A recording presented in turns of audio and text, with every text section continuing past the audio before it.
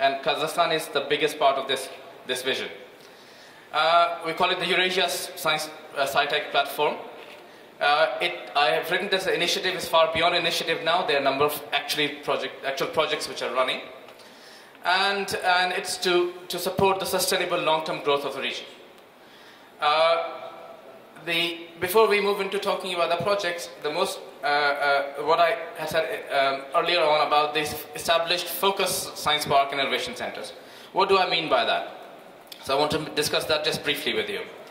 The idea is that you come to a particular place, you look at the two things. What are the available resources, both human and natural, institutional, and you do analysis to see what are the policies and what are the trajectories that you have. For example, if you want to set up a program so I've made a list of some of the things that we're running recently in nowadays. The Tashkent Center of High Technology. We have a focused one with Kazatomprom and Kazmunay Gas. What do these things, what are they meant to do? What we do, this is a model that if you are trying to do agribusiness or you're in the mining sector, often to draw in international and other investment, local investment, all companies need technical services, high-end, cheap, and easily available. This is something you always try to buy expensively from abroad. The idea is to actually, maybe you buy the instrumentation initially, but you actually train your people to use them there and provide this service to industry. So you have for example, if you have a, I don't know, X-ray diffractometer to look at, to analyze, or mass spec to do particular medical analysis.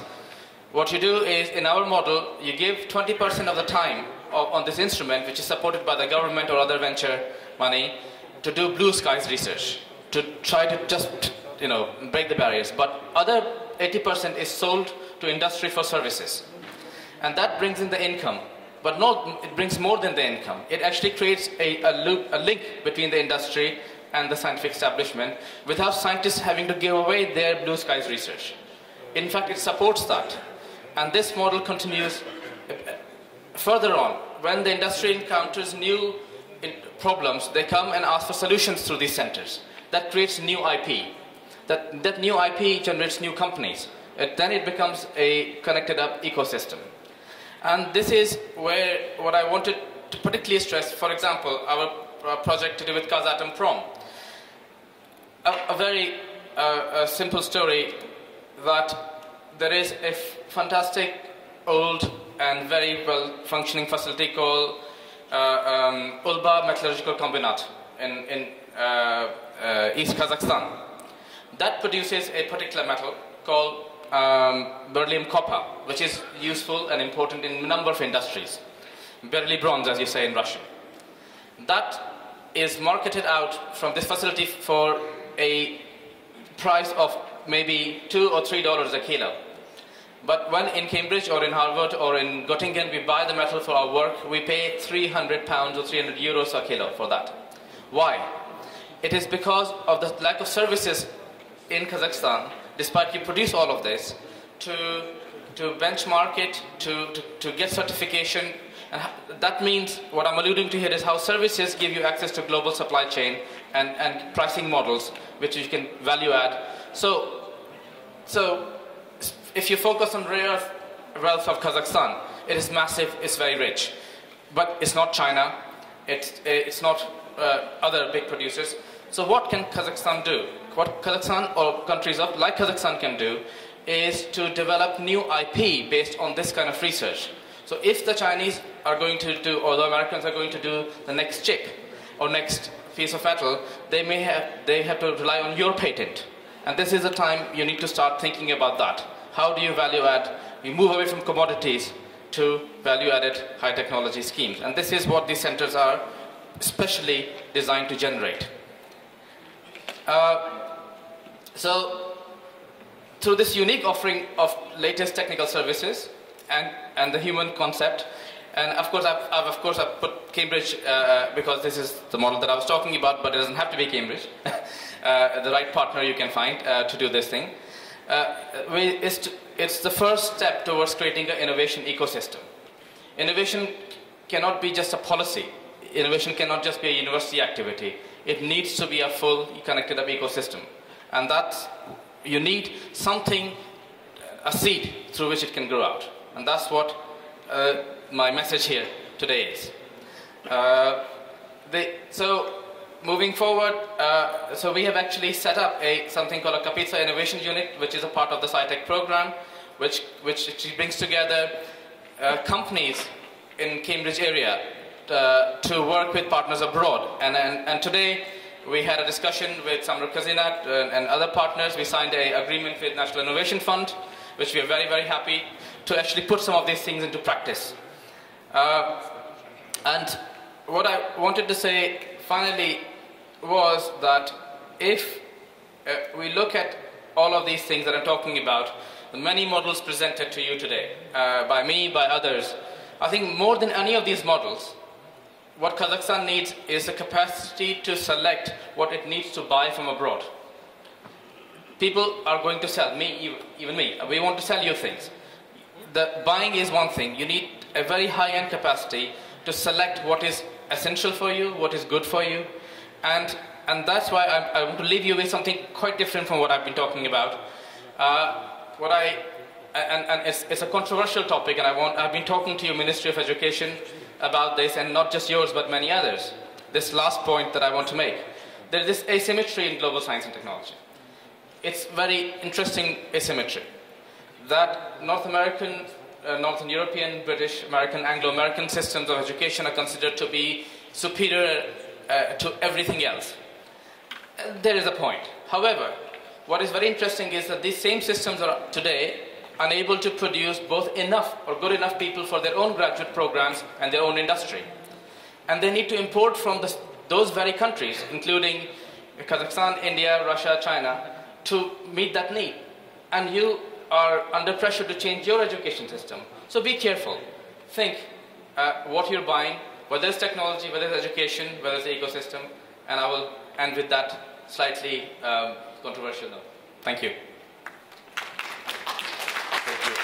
Thank you very much. There are any questions direct to the speaker? No? From my point of view, I will ask my neighbor if he is ready to give you an answer for this question. At least it's a local content point, yeah? But they have an institute which is called NATLOC, National Agency for Development of Local Content. My question is this what you are recommended? Is this a part of this work in this institute? We are aware of the work. We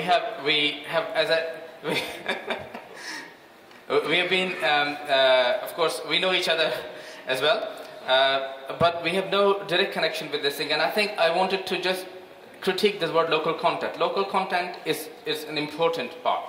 However, the great focus on local content often actually distracts the learning process that Kazakhstan can go through.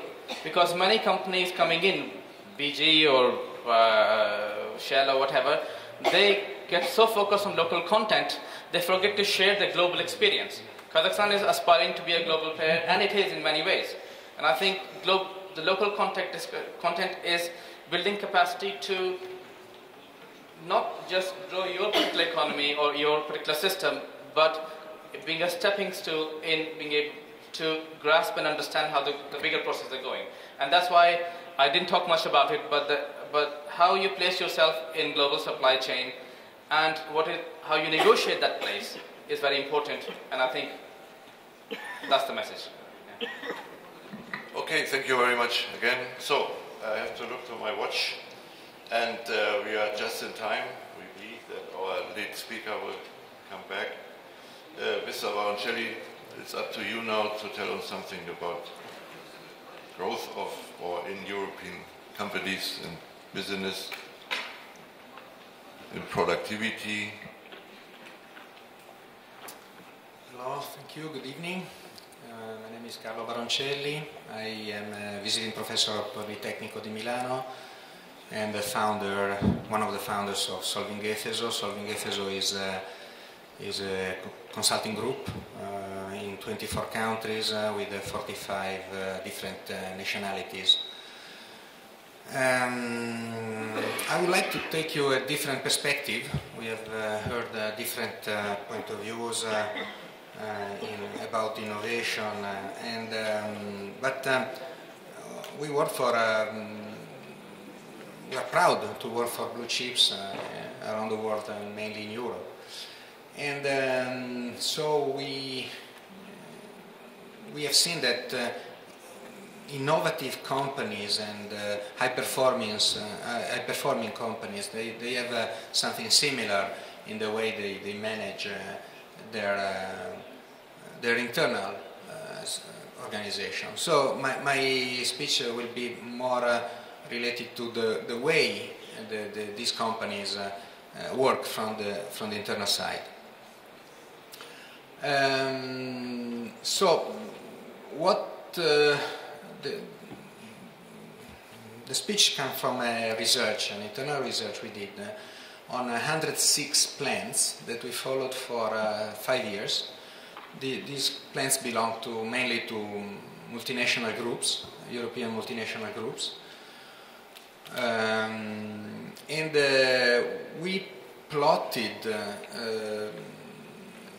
the global performance in terms of business performance, KPIs and innovation, and the level of knowledge and organization in the x-axis. So we realized that luckily there is a correlation, so it looks like the better the companies are managed, the better they perform, and that's already a good news, which is not granted.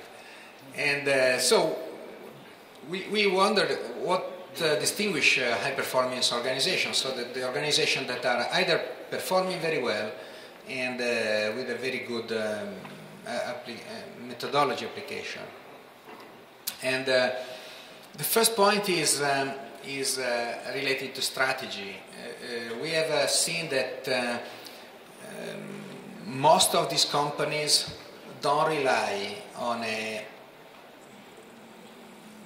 rigid, long-term strategic planning, but they keep adapting their planning, the strategic planning, the strategic thinking to what is emerging from internal capabilities.